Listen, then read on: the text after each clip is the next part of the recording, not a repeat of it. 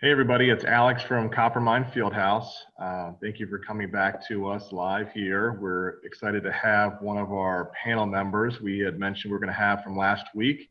We had a lot of great questions, a lot of great feedback from some of your responses from last week, and we're excited to have Michael Paul here with us. Michael has been a longtime Coppermine family with us, has been with us for several years, and we're excited to have him join us. He's got his own small business. He is a small business mortgage broker. He's got his own practice, and he also has an insurance agency as well. And we're excited to have him answer some of the questions, because a lot of the questions that came in pertain to mortgage relief, mortgages, insurance, and those sort of things. And we also have Julie Gochar, who is spearheading our Coppermine education program, and she's going to be kind of moderating this talk between Michael and myself, and making sure that the questions from the folks that came in from home are answered. So with that, I'll kind of turn it over to Julie and let her start the process. And thank you very much for engaging. Thank you, Alex, and thank you, Michael, for being here. We've had a lot of questions over the past week that are related to insurance and mortgages specifically. So we're really happy that you can be here to help us answer those questions with your professional background.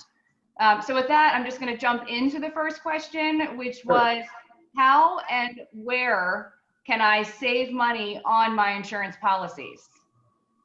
Yeah, that's a great question. First off, thanks, Julie and Alex, for letting me come on today.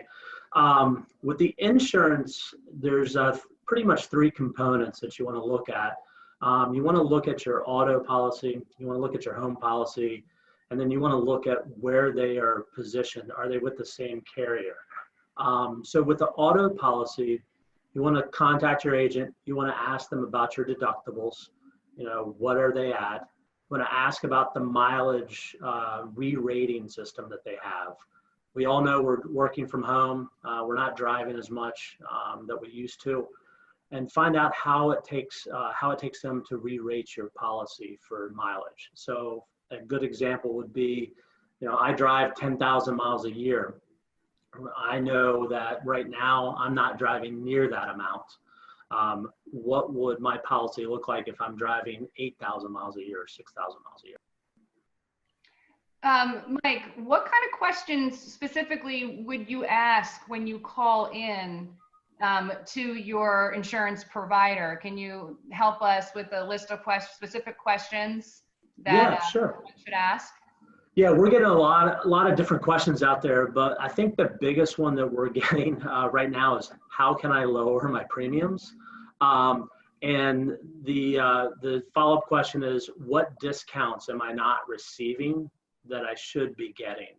A lot of times when you set up these policies that could have been enforced 2 years ago, 3 years ago, 4 years ago, and you may have chosen certain payment methods, or you may have chosen certain delivery methods with your policies. A lot of companies have discounts for e-bill and e-pay that if you're not taking advantage of, that's easy 5%, discount on your policy. The other piece is reviewing, if you own a home, review your overall policy limits, making sure that you have the right coverage available for you and what it's insuring for you. What about deductibles, Michael? So if somebody has, when they have a policy, is it automatically at a $250 deductible? But if they went to a $500 or $1,000 deductible and they figure, I'm a safe driver, I can actually increase my deductible. But can they save some money in that regard? Absolutely. Changing those deductibles are really important, especially right now, the collision deductible, which is the deductible that you have if you were to get in an accident and be at fault. It takes care of your vehicle damage. With us not driving, moving that deductible from $250 to $500 could save you a couple $100, maybe $100, maybe $50, depending on the vehicle age and the type of vehicle you're changing. That could have an impact. Okay. And then what about multiple drivers? If they have multiple drivers, can they save if somebody's on a different policy, or they combine it all together, or what's the story on that? Yeah, actually last week we had a customer who husband and wife were on separate policies, and they they're saving $350 every 6 months by combining them. If you are separate from your wife or a spouse, significant other, whatever, you definitely want to look at combining those. The key is who owns the vehicles. And if you both own the vehicles or you have insurable interest in that vehicle, you can be added to that policy. And so when they want to have someone like yourself quote the policy, what do they send in to you? Do they show what they're currently paying, or what are you asking for them to send to you? Yeah, we typically like to review the declaration page of the policyholder. That will list all your coverages, all the premiums that you pay, all the vehicles, the drivers. It pretty much will give you all the details that you need for an insurance agent to be able to see what they can do for you. And the last question I'm asking is, a lot of times people may have paid off their car, or they don't have debt on it anymore, and they may not have told their insurance agent or insurance company that they have paid that loan off. Does that affect their rate as well if the loan's completely paid off? Yeah, so it doesn't affect your rate if you paid off the lien holder. It can affect your rate if you decide to remove collision and comprehensive deductibles.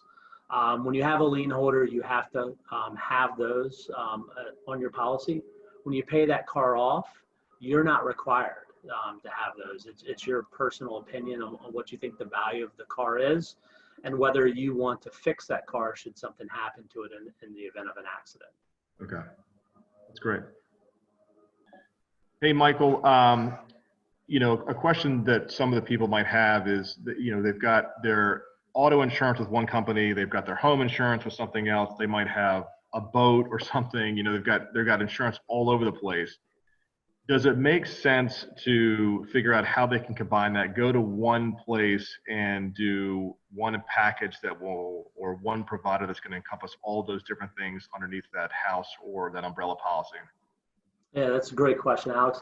Bundling and we call that bundling in the insurance industry, where you have your home, auto, boat, umbrella all in one location. You do get discounts on those policies. And that typically for most insurance companies is the largest discount that you can receive by having your home and auto under one umbrella. Okay. And how come people would have different policies for their home and auto? Is it just legacy, or they had a different relationship and now it wasn't prevalent before to have everything on one place, or why is that? Yeah, it could be varied things, when they, maybe they had that policy and then they got married and they just kept it with that one insurance company, and then they had their auto insurance someplace else. They could have had an issue in the past with the insured company that wouldn't insure that property for underwriting reasons. Those things change. It could have been rates driven. Rates change on an annual basis, maybe a couple times a year per insurer.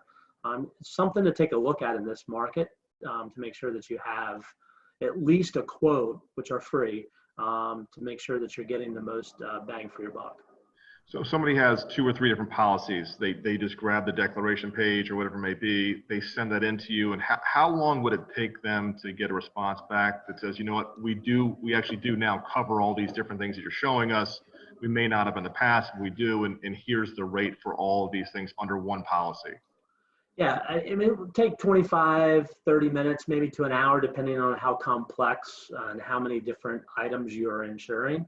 The home does take a little bit more time because we want to go through the home with you to make sure we understand the features of the home, the square footage, any renovations that you've done, making sure that we've got all the facts that we need to give you an accurate quote on that. And are the deductibles combined, or it's a different deductible for the home, it's a different deductible for the auto? Yeah, different deductible for each policy, for each product. So. Okay, thank you. Okay, let's jump over to the mortgage side of your business, if you don't mind, Mike. Sure. Recently, with the new CARES Act, Americans are being told that they can stop payment on their mortgages. Can you help us understand a little bit more detail behind what it means to go into forbearance, and whether or not by stopping paying your mortgage, that means that you don't owe it back at all? Or at what point do you have to start paying, and where to pay, and how are we going to pay? Yeah, that's a great question. So, well, first, the forbearance is really a temporary hardship that prevents somebody from making a payment. So the COVID-19 pandemic that we have definitely qualifies as a temporary financial hardship if you've lost your job or whatever. The first thing before you stop paying, you need to call your mortgage servicer. It's really important that you communicate during this time with those that you owe money to make sure that you understand what happens when you stop payment. If you stop payment without contacting them, that's being delinquent, and that will negatively impact your credit score. If you contact them and ask for a forbearance, then you need to understand the rules. How long will that be? I know they've given up to 12 months in the CARES Act, but you may only need 3 months, or you may only need 6 months. So understand how long that is, and then really, what is the repayment strategy after the forbearance ends? In most cases, that's going to be dictated by your mortgage servicer, and you want to make sure that you understand what that is. Finally, if you can't repay it at the end of the forbearance, what is the impact to you with your loan as it pertains to credit and as it pertains to delinquency of the mortgage? That super helpful. Do you think now might be a good time to look at, interest rates? Because we hear that interest rates are really low. What happens if you're attempting a refi right now, or that you may want to take advantage of the refi, but you're in a forbearance situation? Or like, how do they connect, or would they connect, or is it just something you can do at the same time? Yeah, well, it's interesting timing. The market is extremely interesting. In a typical day, interest rates may change once or twice a day. Today, in this environment, they change multiple times. But we've seen rates as low as 3%, or just under 3% in this market. We've seen rates up to 3.875, 4%, and even higher. It depends on your personal situation and where you're at and the type of loan that you have. But I would say if you're over 4.25% in an interest rate right now, it's probably a good time for you to contact somebody and ask them to review your loan to see if you can benefit from a refinance. Michael, you said that rates are jumping around a couple times a day. So if somebody looks at their loan documents and they have a loan that's 4.5%, let's say, and they call you up and you can quote them something mid threes or wherever it may be that day, are they locking in once they talk to you? So they have that peace of mind knowing, hey, I just talked to somebody, or I talked to Michael, I've got my loan fixed at a certain rate. Are they locked in for a period of time? Yeah, that's a great question. So we definitely are talking with our customers about the market and when to lock in. We're letting them know to give all the information to whoever they want to work with, and let the mortgage company deal with the lock. In a normal environment, we're locking for 30 days. Today, we're locking for 45 or 60 days with a customer. If a customer is on the phone with us and they say, hey, I'm interested, I want to go forward, I like the interest rate, I like the payment, I like everything you said, we're going to lock it in. We're not going to play the market. We're not going to wait to see if tomorrow is going to give us a little better rate. We're going to take what we can get in this market and just not look back. Can you, I guess, kind of put into perspective, if somebody has a $300,000 mortgage, if they're saving a half a point, I know it doesn't sound like much, but it actually is real savings. Can you kind of give us an idea, if somebody has that type of loan, what type of savings they could realize? Yeah, so if you're in a 30-year mortgage and you have a balance of over $300,000 and you've been in that loan for a couple of years, to get a new 30-year mortgage, and let's say that you're at 4% and you go down to 3.5%, you could save probably $200 to $300 a month in your monthly payment. So almost $3,000, close to $3,000, $3,600 a year. Yeah. Yep. That's great.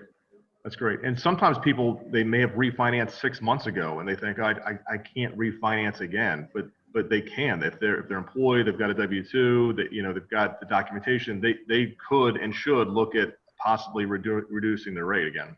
Yeah, I mean, there are certain stipulations depending on the loan, whether it's the timing that you've been in the home. So even if you bought the home or you've had the loan, 6 months, you know, you want to take a look at the interest rate that you're going to move to be sure that it's worthwhile to do that. But yeah, I mean, depending on the market, it makes sense. And most professionals can kind of give them an analytical realization as what they can save just by looking at their current state and when they refinance last and the rate that they're in.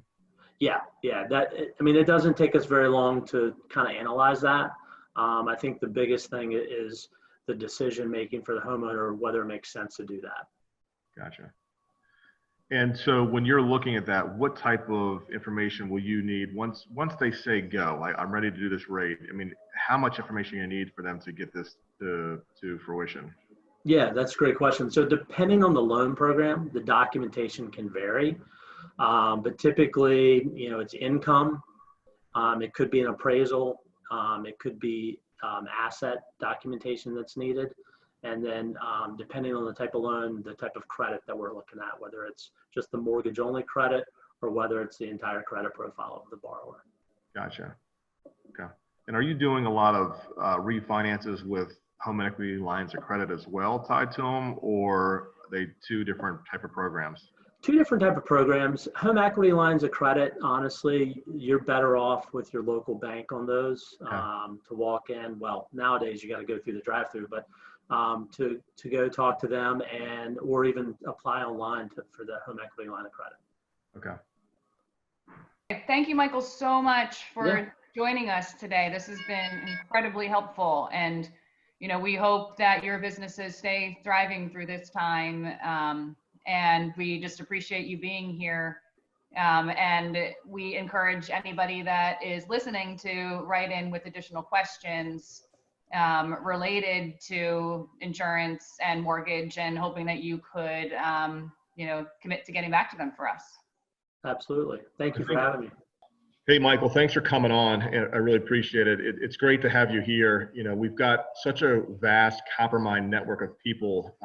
We've got Coppermine families that have plumbing businesses, electrical businesses. They've got accounting firms, construction companies, you know, different things like that, which is so great to see. And we would love to continue to have the feedback from our viewers.